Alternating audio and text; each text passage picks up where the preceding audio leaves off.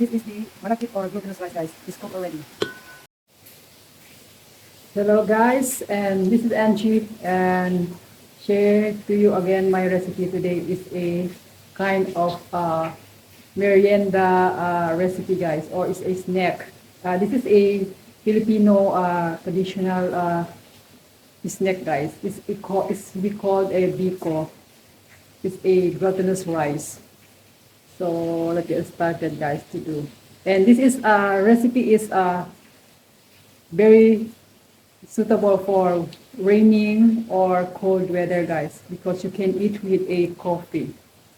It blends.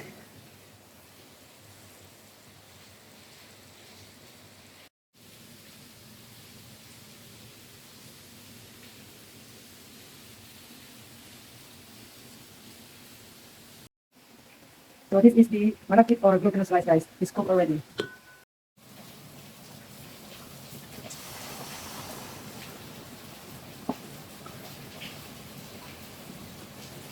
This is the coconut milk. We need to make the coconut milk mixture. First, keep it stir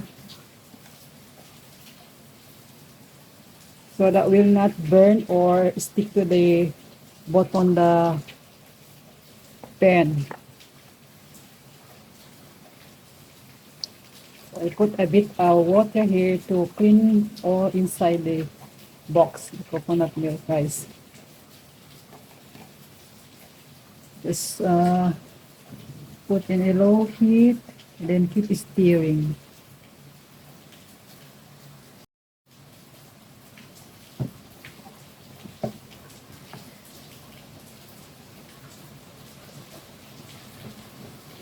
This is how to make the biko or glutinous rice.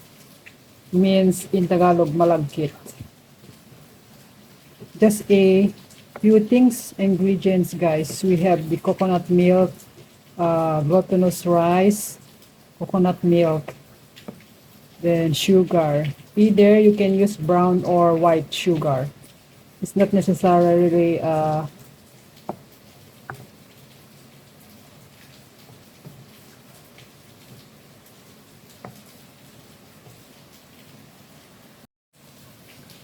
so next up we add, guys, we have this brown sugar. So just pour in all.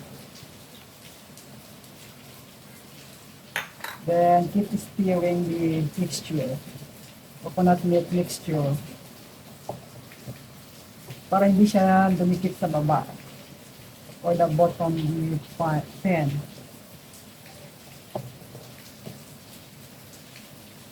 Glutinous rice can use any, we have three kinds of color. We have white, red, and purple, guys. Glutinous rice. Either, whatever you desire, the three colors, it works, guys.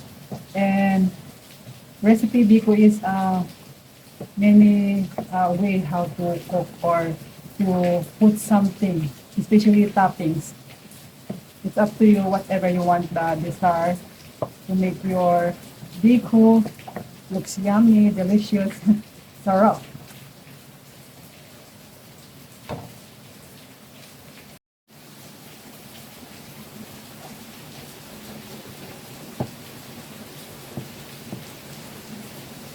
If you notice the mixture, guys, is become a thicker, then it's time to add the rice.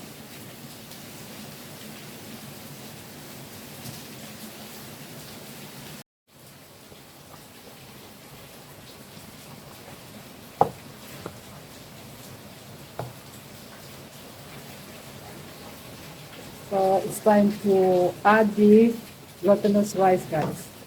Then first thing, if you cook the glutinous rice, it's still raw, and then you need to wash 2 times. It depends how dirty the water the rice, guys. And that's it. Wash, then cook just with the plain water. Then don't make so cook, because later on you make the mixture, the coconut mixture, then you can continue to cook the rice.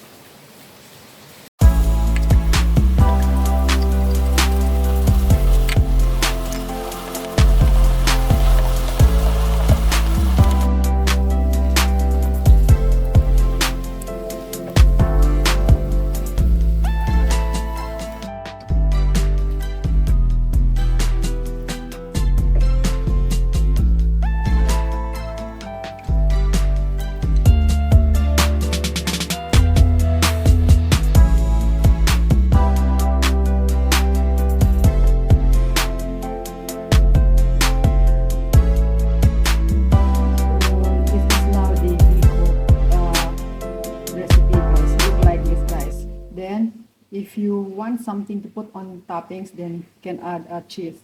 So for me, I add cheese. There you go, guys.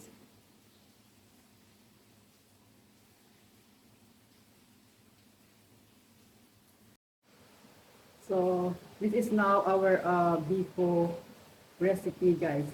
Snack or merienda in Tagalog. So let's give a try.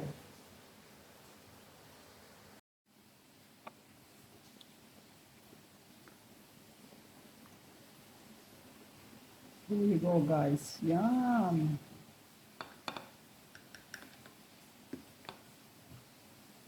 So, kain. Take a snack. Mm.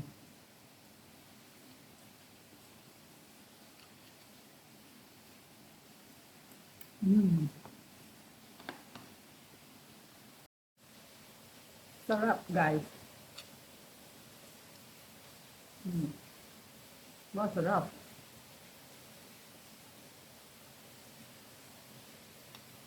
Okay, guys. I end my video here and hope you like my video today, guys. And yes, you wanna try to make this one, I just write down under the description box below the full recipe of mine, guys. It's easy recipe, guys. It's a Filipino traditional snack or kakanin. Kakanin means comes from the word akanin. So all my ingredients I write down there and how to make, guys. So easy, guys. And yeah, so until now, I end my video here and hope you like and please give thumbs up, comment down below and please subscribe, guys, and thank you so much for your support to my channel.